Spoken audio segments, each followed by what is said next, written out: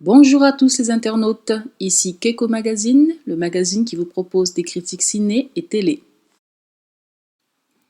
Une vidéo spéciale Game of Thrones qui comporte les prédictions pour la saison 6 et la critique de la saison 5 dans son ensemble. Alors on va commencer par la critique et ensuite on va passer aux prédictions. Alors la critique de la saison 5, je peux vous dire que j'ai pas du tout aimé la saison 5. Moi je l'ai trouvée voilà, complètement nulle parce qu'une saison c'est 10 épisodes et donc pour moi il faut que ce soit rythmé à travers les 10 épisodes. Pour moi garder le gros de l'action pour les 3 derniers épisodes ou les 2 derniers épisodes, ça fonctionne pas pour moi. Donc vraiment une saison très très moyenne, une saison où il se passe absolument rien, une saison à la Sense8 quoi, où on passe son temps à regarder deux personnages boire du vin ou boire du thé ensemble, mais il se passe absolument rien de significatif. Il y a pas d'enjeu, il y a vraiment très peu de choses qui font avancer l'histoire. Alors par exemple, on a Arya qui met 2 épisodes à entrer dans la maison de Black and White, donc dans le temple de Black and White, et voilà, c'est pas drôle à regarder quoi. Alors on comprend pourquoi ça met du temps, mais il y a une autre manière de faire passer le temps dans la série que de vraiment nous faire regarder rien à la télé quoi. C'est-à-dire qu'on regarde Arya s'asseoir sur les marches et le temps change, il pleut, il fait beau, il pleut, il fait beau, et donc on comprend que les jours passent. Bon, il y a quand même une autre manière de faire passer le temps que cette manière-là, et j'ai trouvé que vraiment tous les choix qui ont été faits, même si je les ai compris, je les ai vraiment trouvés nuls, quoi. Je veux dire, et je sais que c'est une série qui a été grandement dirigée par les écrivains de la série et non pas George R. R. Martin, qui est l'auteur des livres. Et donc, je vois vraiment la différence entre, par exemple, la saison 2 ou 3, qui sont pour moi les meilleures saisons. Hein. Saison 2 et 3 sont les meilleures saisons pour moi. Et c'est vraiment, il se passe des choses à chaque épisode. À chaque épisode, on regarde, on se dit, oh, voilà, c'est un truc où on peut regarder 10 épisodes d'affilée et ne pas s'ennuyer une seule seconde. Là, la saison 5, moi, je pourrais pas regarder les 10 épisodes d'affilée, quoi. Il faudrait que j'avance beaucoup pour survivre. Et c'est vrai que bon, c'est vraiment dommage parce que pour moi, Game of Thrones, c'est la meilleure série à la télévision en ce moment. Et je pense que vraiment, la saison 5, ils nous ont laissé un petit peu tomber au niveau de la qualité de l'histoire et de la manière dont l'histoire est racontée. Par exemple, Sansa, j'ai trouvé que voilà, son viol, la scène du viol, moi, m'a vraiment beaucoup, pas choquée, mais ça m'a fait beaucoup de peine pour elle. Et j'ai trouvé que c'était peut-être pas non plus super nécessaire, que ça servait un petit peu à rien, mais bon, pourquoi pas. Aller encore plus loin dans la torture, après qu'on ait vu toute une saison, la saison 3, je crois, oui, la saison 3, où il torture Theon Greyjoy. Donc on a déjà vu de quoi est capable Ramsay, donc ça servait à rien de nous mettre le viol de Sansa, je trouve moi. Alors après on a Cersei par exemple, qui rencontre le High Sparrow dans l'épisode 3. Alors que bon, c'est quand même un personnage important cette saison, elle le rencontre à l'épisode 3. Donc ça veut dire qu'il y a 2 épisodes où il se passe des choses qui n'ont absolument rien à voir pour la fin de l'histoire. Donc voilà, que des choses comme ça. Et puis on a bien sûr Jamie qui arrive à Dawn. Et toutes les scènes pour moi de Dawn, toutes les scènes avec les Sand Snake sont complètement nulles. Je trouve que les actrices sont vraiment mauvaises. À chaque fois qu'elles ouvrent la bouche, on a l'impression qu'elles plaisantent, quoi. Leur accent, je sais pas d'où il sort. Euh, alors, ils ont tous dit qu'ils ont pris l'accent de Oberyn Martell, mais Oberyn Martell, si vous voulez, c'était un accent qui avait l'air naturel. C'était un accent, on avait l'impression que c'était son accent à lui par rapport à sa langue maternelle. Alors que là, on a l'impression qu'elle parle avec un accent exprès. Oberyn Martell, c'est vraiment sorti naturellement. Et je pense que c'est possible d'avoir des niveaux différents d'anglais, et c'est possible aussi que les filles Snake parlent mieux anglais que leurs parents. Donc je vois pas pourquoi elles se sont forcées à mettre cet accent, surtout que ça sonnait vraiment forcé et que c'était vraiment mauvais, quoi. Voilà. Et alors sans parler des scènes de combat de Dorne, vraiment pas du tout menaçantes, pas du tout ce qu'on avait vu avec Prince Oberyn dans l'épisode 8 de la saison 4, où il avait fait le fou avec sa lance et que c'était vraiment magnifique à regarder. On se disait, wow, d'où il sort ce type? Et là, c'était pas du tout ça, quoi. Là, c'était vraiment, oui, j'ai 2 dagues, je suis badass, alors que pas du tout, elle était pas du tout badass, la fille. et je me montre nue pour rien. Alors c'était pas pour rien, c'était pour nous montrer l'antidote.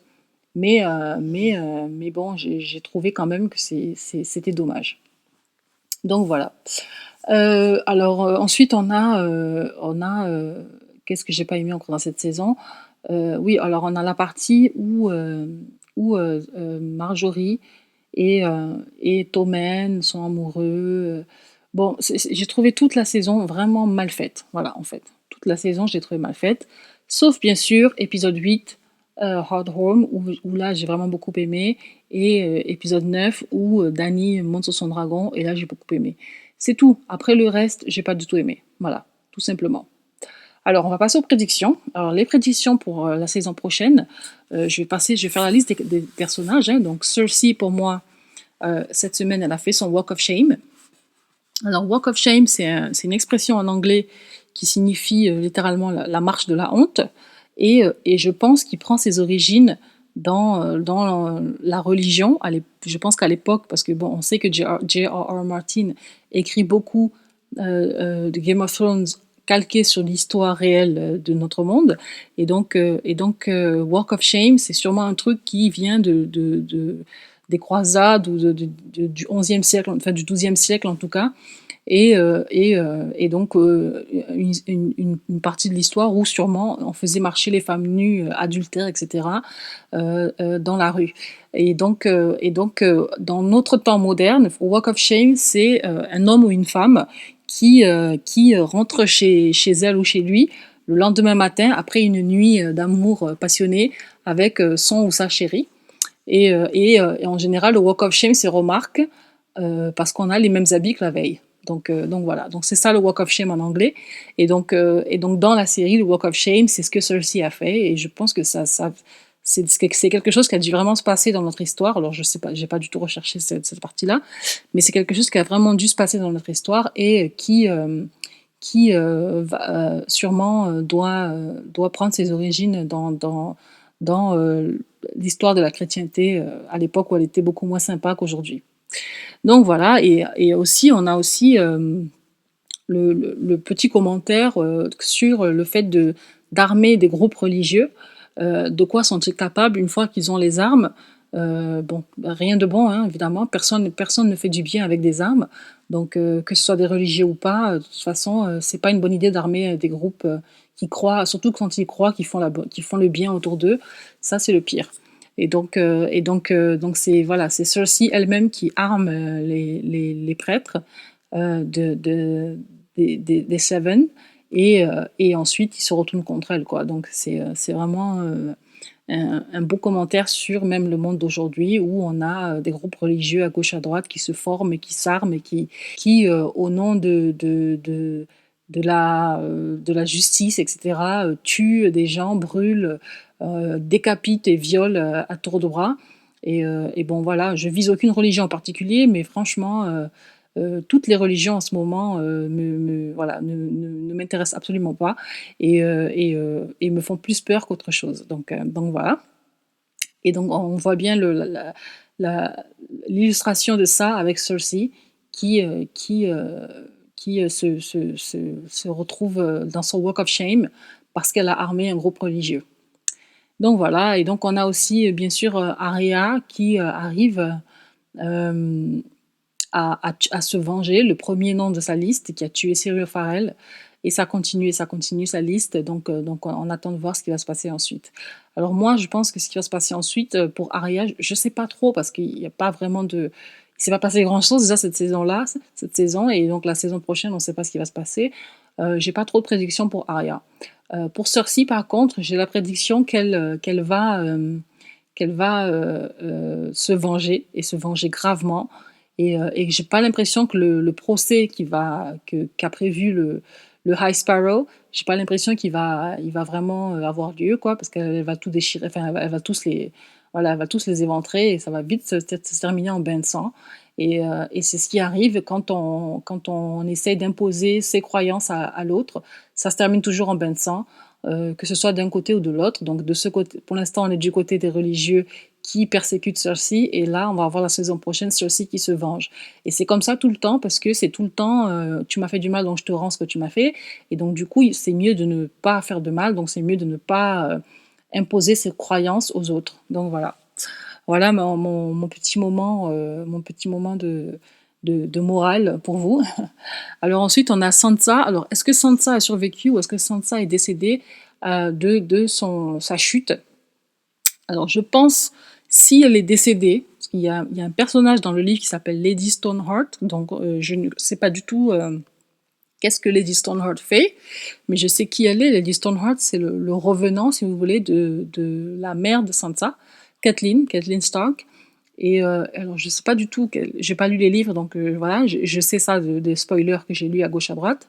Et donc, il se peut que Sansa soit décédée et qu'elle revienne en tant que Lady Stoneheart, donc qu'ils aient donné l'arc, l'histoire de sa mère à Sansa dans la série. C'est possible. Mais je pense, moi, plutôt que c'était l'hiver, et donc il y a pas mal de neige, et donc peut-être que la neige a amorti leur chute. Donc, je sais pas. Voilà. Ensuite, on a Stannis. Est-ce que Stannis est décédé? Je pense que oui. Je pense que Stannis est décédé, même si on n'a pas vu son corps. Alors, on sait que dans Game of Thrones, tant qu'on voit pas le corps se faire brûler aux funérailles, on ne sait pas s'ils sont décédés, mais je pense que Stannis est décédé. Voilà, il a tout perdu et il a accepté. Je pense que même il a accepté sa mort avant même qu'elle arrive, puisqu'il est, voilà, il a dit bon, ben, vas-y, fais ton devoir, quoi. Et donc voilà. Et donc ensuite, on a bien sûr Jon Snow. Est-ce que Jon Snow va survivre? Alors là, je pense que Jon Snow va survivre. Parce qu'on a Melisande qui revient à Castle Black. Et donc, on a vu dans la saison 2, je crois, ou 3, on a vu la saison 3 que le dieu de la lumière, le Lord of Light, peut ressusciter des gens. Il avait ressuscité un des Brotherhood Without Banners, des frères sans bannière. Il avait ressuscité l'un d'entre eux quand il s'était battu contre Sandor Clegane, The Hound, le limier. Et donc je pense que ma théorie, c'est que Melisande va ressusciter Jon Snow. Donc voilà. Donc tant que c'est pas officiellement quand c'est pas officiellement dit que Kit Harington ne revient pas et que Jon Snow est vraiment mort pour de bon, mort de mort, je ne croirais pas à la mort de Jon Snow. Parce que pour moi, je répète ma théorie de la semaine dernière, Song of Ice and Fire, c'est la chanson de Ice, Ice la glace et Fire le feu. Ice c'est Jon Snow et Fire c'est Daenerys Targaryen. Alors je pense que Daenerys va enfin arriver à Westeros et qu'elle va être soutenue par les Dothraki, qu'elle va redevenir leur Khaleesi. Mais alors comment, je ne sais pas du tout. Mais je pense qu'elle va redevenir leur Khaleesi.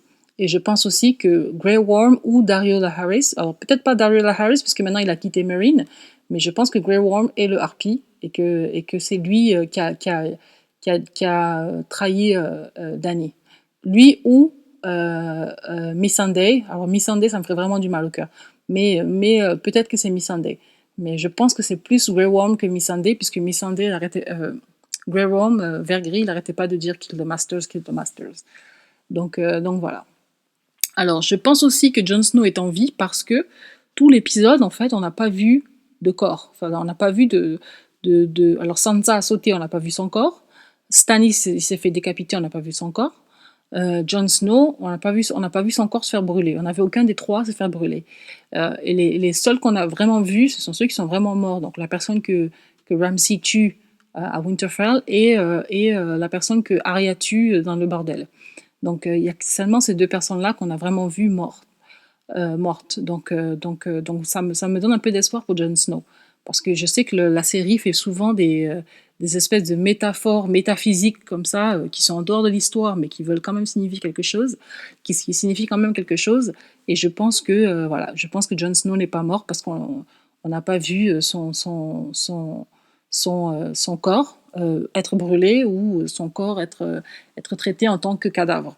Et c'est le dernier corps qu'on voit se faire poignarder. Et tout l'épisode, en fait, on a eu que des possibles morts qui n'ont pas vraiment été confirmées. Donc je pense que Jon Snow n'est pas mort. Voilà, c'est ma théorie. Donc vous me dites ce que vous en pensez dans les commentaires, souscrivez à ma chaîne et on se retrouve pour plusieurs séries qui arrivent cet été, comme par exemple Flash ou Arrow, qui arrive sur TF1. Donc voilà. Donc merci bien. Et à l'année prochaine, si vous déprimez trop, lisez les livres. Et si vous avez déjà lu les livres, ben, déprimez. Merci bien. Au revoir.